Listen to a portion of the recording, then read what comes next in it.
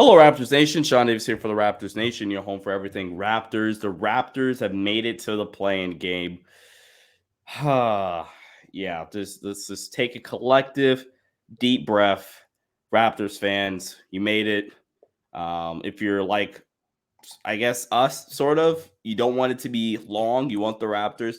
That just sounds super bad. I'm going to pause my intro there. I'm like, this is getting posted for sure, but that just sounds super bad. I was about to say, we want the Raptors to lose games. Gonna pull a Mavericks over here, which, by the way, gosh, that's a bad situation down there. Neither here nor there. Joining me as always is Luca Rosano. Luca, how you doing, man? And please make me feel a little bit better about me saying that we want the Raptors to lose. Yeah, it's like Sean's waving the white flag before the plan even started. But yeah, I mean, I guess you're seeing what a lot of Raptors fans are feeling at the moment. This is a team that has fallen short of the mark. Big expectations were placed on them coming into the year. Obviously, those expectations have not been met.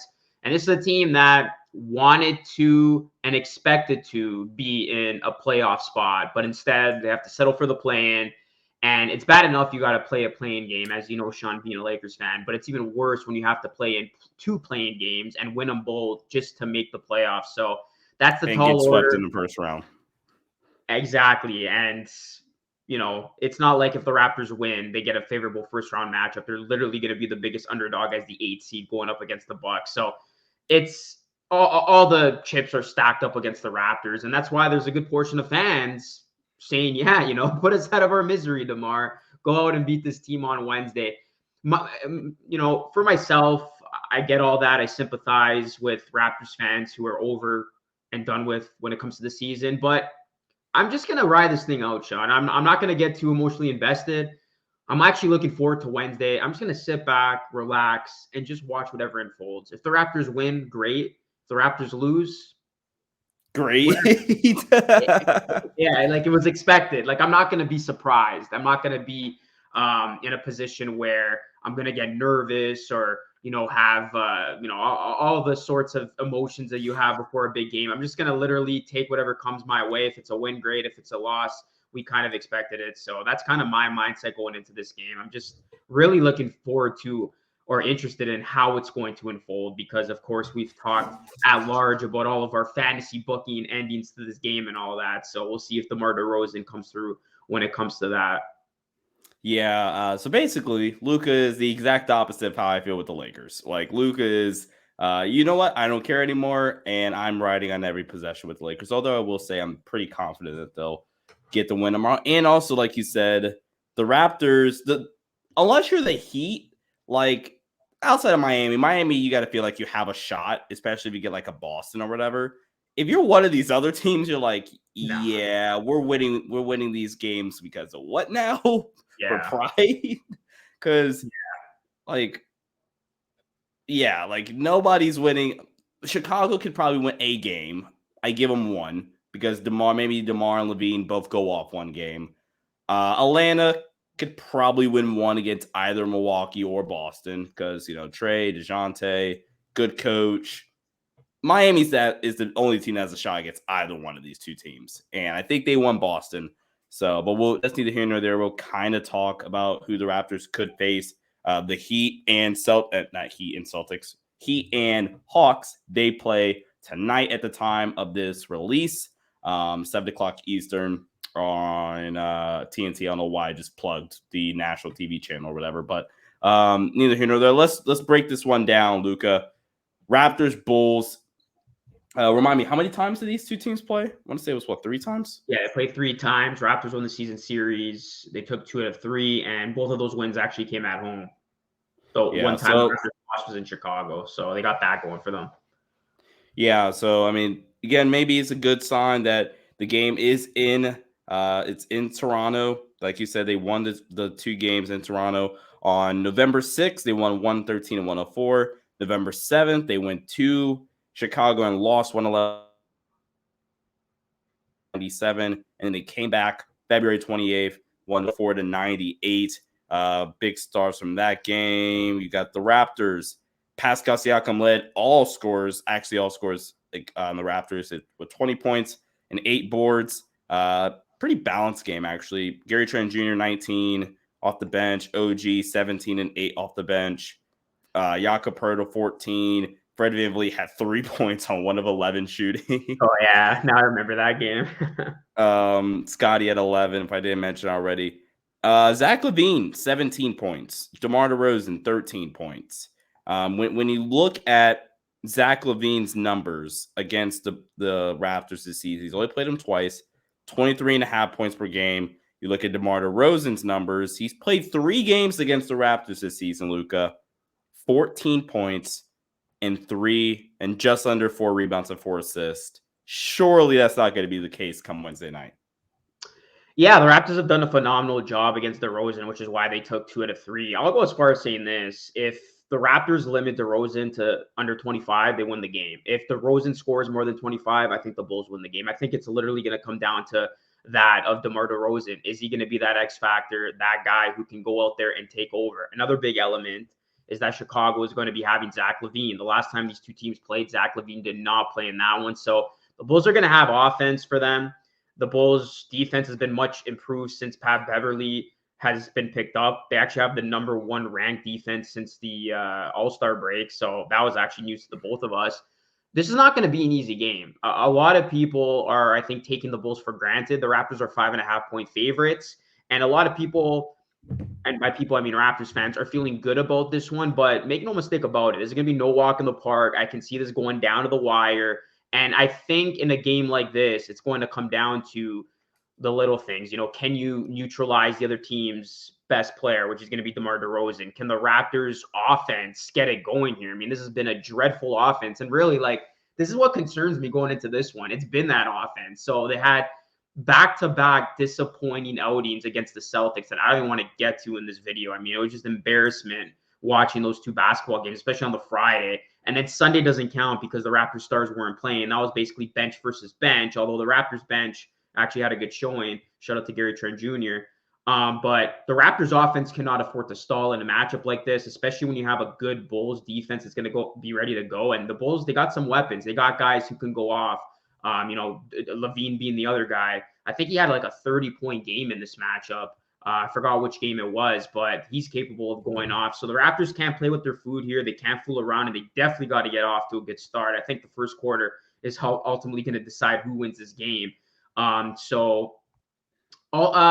guess like I have the Raptors winning, like I told you, so I do feel more optimistic than not about their chances, but it's definitely going to be tough to say the least. I think it's going to come down to just the Raptors having home court advantage and them just being a much better team at home versus away. So expect Scotiabank Arena to treat this like a playoff game.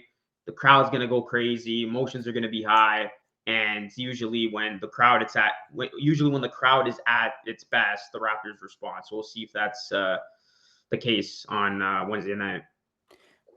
Yeah, the game you're referring to, this is the 11th game of the season. The Raptors and Bulls played November 7th, like I mentioned. Zach LaVine, 30 points, 11 of 20 shooting. But the Raptors, like you mentioned, have done a really, really good job at eliminating DeMar DeRozan's shot attempts and not letting him get 15, 20, 25 shot attempts up. Because that's how the best players, really, like when the best players are getting a ton of shots up, more often than not, they have to have a really bad shooting night to not produce in the box score, right? Like, for example, the Lakers played the Suns like 2 weeks ago, right? Devin Booker, I think stat-wise, you look at his points, he had a good game, fine game, but he didn't shoot a ton, right? He had maybe, 14 shot attempts. Or better example, they played the Timberwolves a week ago. This is more fresh in my mind because I just obviously had a video on that. LakersNation.com. Probably should not be plugging that right now. But Anthony Edwards only took 16 shots and really 15 in spots where it matters. So when you limit the best player's shots attempts by getting the ball out of their hands and forcing other guys to beat you, you're in good shape. And the Raptors, give them credit. They've done a great job at that. Let's dive into some of the Bulls like analytics here, shall we? So the Bulls since the All-Star break, they are not only the best defense in basketball, they're not too shabby offensively either, Luca. They're 10th in effective field goal percentage. they're doing a really good job of taking care of the ball as well. The Bulls are, 8th in turnover percentage. So that's gonna be an interesting kind of chess match, if you will. Can the Raptors pressure half court defense, do a good enough job at forcing turnovers against a top 10 turnover rate offense, if that makes sense? The wording there was really, really poor on my part. So yeah, the Raptors, by the way, the second, and Luca, I didn't even notice this. I'm curious to hear your thoughts. So the Raptors, by the way, the best turnover rate in basketball since the trade deadline. They're taking care of the ball. They're also forcing turnovers, second in the league since the trade All-Star break, an opponent turnover percentage. But the Bulls are also fourth. So Luca, this game might come down to which team is gonna, crumble. Like both teams, great at taking care of the ball. Raptors a little bit better. Both teams phenomenal at forcing turnovers since the All-Star break. Raptors a tad bit better. Who has the edge there in your mind? Because I think that might be where this game comes down to who forces the most turnovers. Yeah, and I do want to give a quick shout out OG Anunoby. He Yes. ended the season with the most steals. A big part of the reason why the Raptors were able to force a lot of those turnovers. OG defending some of those key players. It's funny you mentioned that because now that I'm thinking about it, and I could be wrong, the last matchup against the Bulls, I'm pretty sure the Raptors had a substantial advantage in turnovers. I think I remember that game, or what it was one of the games where the Bulls were just turning it over a ton, and the Raptors ended up just taking care of business in the second half and pulling away. So taking care of the back. It was the last game that you mentioned. Sorry to cut you off. February 28th, right after the All-Star break, 19 Bulls turnovers. The Raptors only had 11, and the Raptors wound up winning by 6. And I'm trying to see points off of turnovers before I'll let you keep going. The Raptors didn't really capitalize, actually. The Bulls had 21 points off the Raptors turnovers. The Raptors only had 14.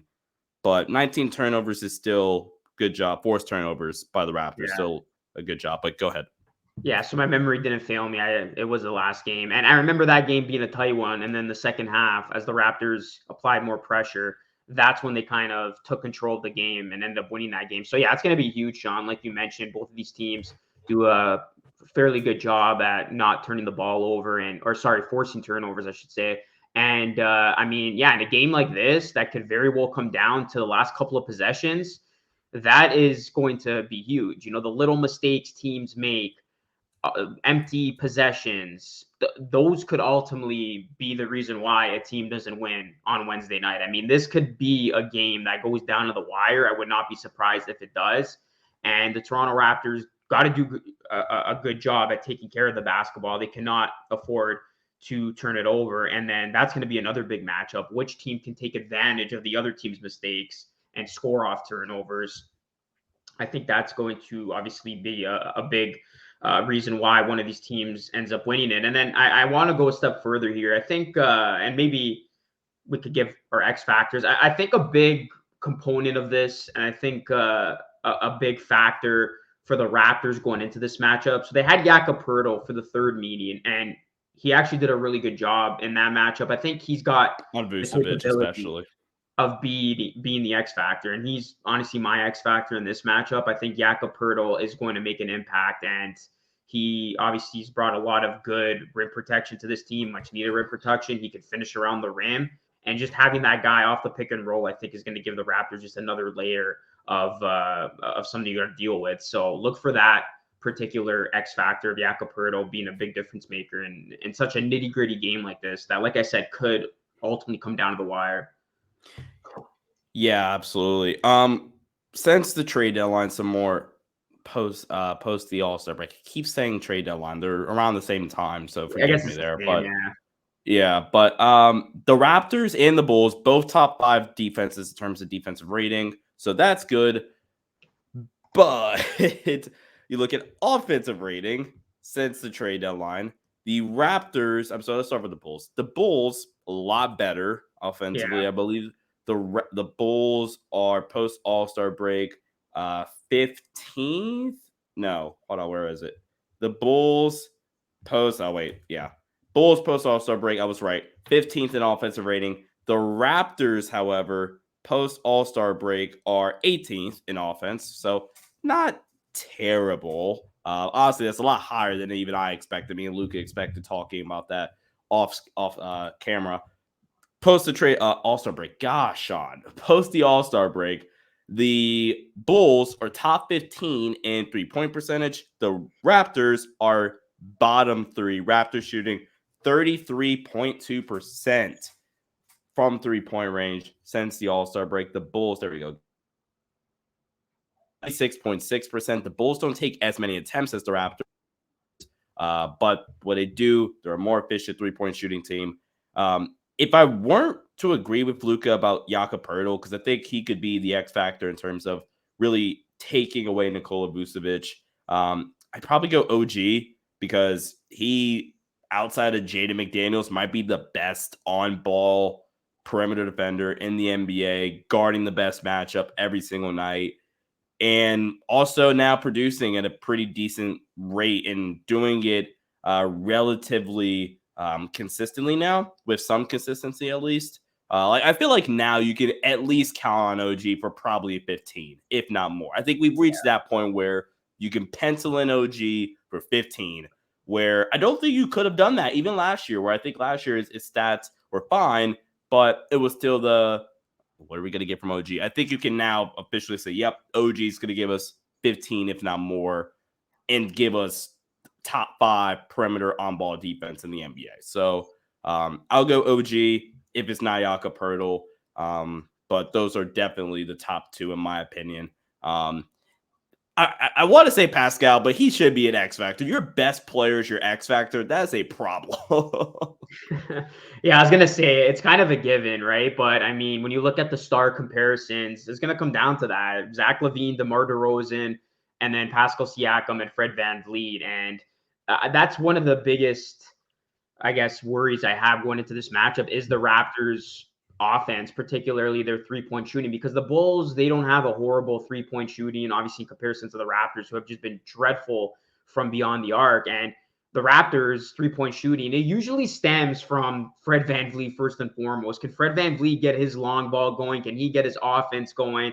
And then can that open things up for the rest of this team to make shots? You know, Siakam, we talked that large about how he's got to be this team's best player in big games. Well, here's going to be a perfect opportunity for him to silence the naysayers and actually show up when it matters in a big game situation. Gary Trent Jr. coming off a nice performance in a meaningless game. Can he get his offense rolling and, you know, contribute well to this team? If I'm not mistaken, Gary Trent Jr. did have a solid outing for this team the last time these two teams met. So Fred VanVleet and Siakam got to set the tone, and then the Raptors need one or two other guys to step up. So whether it's what Sean said, an OG Anunoby 15-plus point piece and just defensive masterclass, or a Gary Trent Jr. contributing well and hitting shots early and not going cold from the field, that would be enough, in my opinion, for the Raptors to get it done. And then we haven't even talked about, the potential X factor, my X factor, Jakob Poeltl shutting down Vooch, obviously getting his around the rim. And then Scotty Barnes. I mean, this is going to be a big game for Scotty, who has been really, really the lone bright spot, I want to say, during these very, very up and down last couple of games. Scotty Barnes is going to have a lot of his fingerprints on this game. So the Raptors have a lot of layers. And as you just go through all these players, you sit there wondering, how the hell is this team 41-41 and even playing in this game? I mean, they should be a playoff team, but here we are. They're going to be going up against another disappointing team in many people's eyes, in the Chicago Bulls team that Bulls fans probably expected a whole lot more from. But this is going to be a matchup of two teams that had higher expectations coming in. And right now, their only resort is to win this game, just to have some sort of pulse. Really quickly before we continue, please do subscribe right here to the Raptors Nation YouTube channel. Ring that post notification bell, as well as stay in the know with our latest content and coverage as regards to the Toronto Raptors, because, you know, either way, we're not going anywhere. The Raptors might be going to Cancun if they get eliminated, but me and Luca aren't going anywhere, not for a while at least. I definitely will have a vacation mapped out in July, because we definitely need our vacation as well. But before we finish off our game preview with our picks and who wins, let's take a quick peek ahead. Heat Hawks, they play tonight, like I mentioned, 7 o'clock. Who would you rather play if you're the Raptors? You got to pick. I think it's one answer. I think we both agree. Yeah, I think it's without a doubt Atlanta. You definitely want to see Atlanta over Miami. I mean, Miami don't look now, but they are heating up, no pun intended, and they are being dubbed by some as a potential dark horse. And what you said at the beginning of the show, I couldn't agree more. I think if you looked at one team and had to make a bet of which one of these playing teams has the best shot at making some noise in the playoffs, it's Miami, just because of the experience. Spo, you got Jimmy Butler, who's a huge gamer, and then very quickly, my pick in the West would be your Lakers, Sean. I think that's another team that has the best shot out of the play in the West to make some noise. But yeah, you don't want to see Miami, because if Miami loses somehow to Atlanta, I'll actually be genuinely surprised. But then to count on Miami losing again at home in At a game home. that they would be favored, and just given how much talk Oh is around man, the team, like that would be like the fan base would just absolutely go off in Miami if this team somehow lost two and got eliminated and didn't even sniff the playoffs. Like that would just be a huge letdown. So I don't see that happening. And yeah, if you're the Raptors, you definitely want to take your chances with Trae Young and company in Atlanta on Friday, which still will be very tough because the Raptors have been dreadful on the road. But yeah, I would rather much see Atlanta over Miami. yeah, and so I was on a pod last week, the Electrified podcast with my guy Eric Lyons, and we were talking. He's a Heat fan, by the way. And we were talking. I was like, if I'm the Boston Celtics, the one team I'm praying I don't see is the Miami Heat, because, like you just mentioned, like Miami, Jimmy Butler. I mean, Tyler Hero's having a career year. Bam's having statistically, I think, a really good year again, and they're starting to heat up, like Luka just mentioned. Very much pun intended there. So yeah, and they got the coaching and the culture. So yeah, the answer to my initial question is easily Atlanta, and I want the narrative.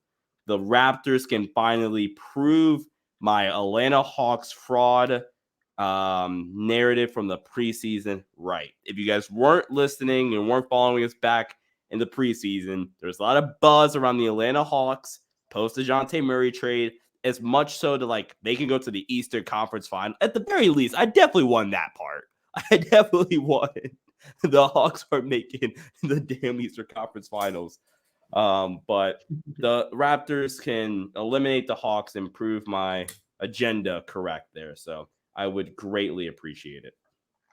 Yeah, we both weren't high on the Hawks going into the season. Miami too, actually. I was pretty bang on with Miami. I actually had them finishing in the play-in. And really, when you take a look at these playing teams, the only team I got wrong was the Raptors, because even the Bulls I thought were going to take a massive step back. I actually had the Bulls missing the playoffs, which obviously they can at the start of the season. But of course, my biggest L was I had the Raptors as a fifth seed, and here they are I think I did potentially too. one and done. So yeah, that's my big blunder. Or else I had been pretty good with some of these predictions on some of these teams. Yeah. All right, Luca. Final pick. Raptors, Bulls. Does the DeMar DeRozan fantasy / nightmare of returning to Chicago, not Chicago, geez, Toronto, and hitting the game winner or hitting the dagger in Toronto for old time's sake, does that come true, or does Pascal Siakam continue to prove you wrong and be a great player and lead the Raptors to a win to ultimately probably lose in the second play-in game? Yeah, I mean, if this was a typical wrestling match booking, yeah, definitely Bulls go over. DeMar DeRozan hits that dagger. That would be the Jeez. script writer going crazy. But I do think the Raptors win this game on Wednesday night, Sean. I think the Raptors will have much better performances from guys like Fred VanVleet, Siakam. I think they will get solid contributions from two or three other guys. And Chicago, I mean, they've just been inconsistent, and just kind of repeating what I said at the top, I think in a matchup like this, home court advantage is so important in a do or die situation. And actually, here's a stat for all of you. Since the play-in has been integrated, the 10 seed is 0-4 all time. So that is a very, very powerful stat. And that's Well, against that home court advantage prevails in these types of spots.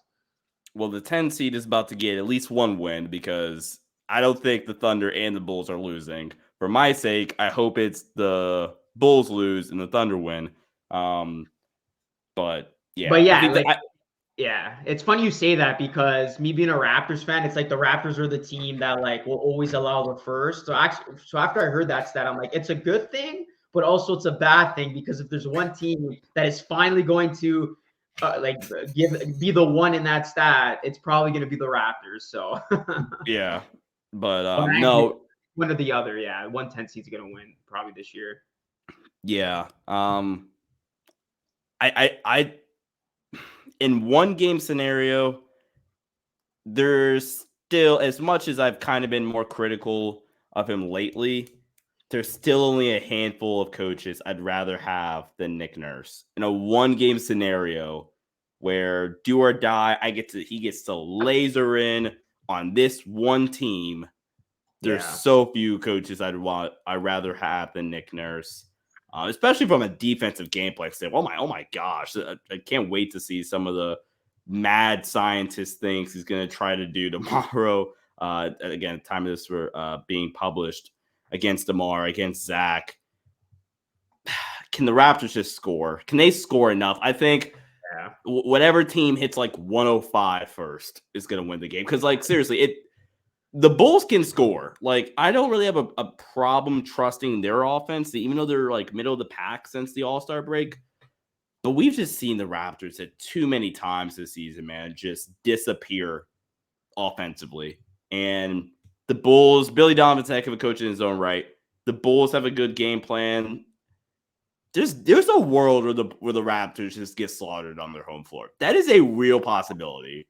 What would you put that at percentage wise? Because I honestly maybe this is me being a biased Homer Raptors fan. I actually don't see that scenario. I think if the Raptors lose, it will be a close game. I don't think it's a likely possibility, like maybe 10% or less. I don't think it's likely at all. But I think there's a scenario where the Raptors beat the hell out of the Bulls too. Yeah. I don't think either of those are likely. I think it's more the most likely scenario is it's a close game down to the wire, last couple of minutes.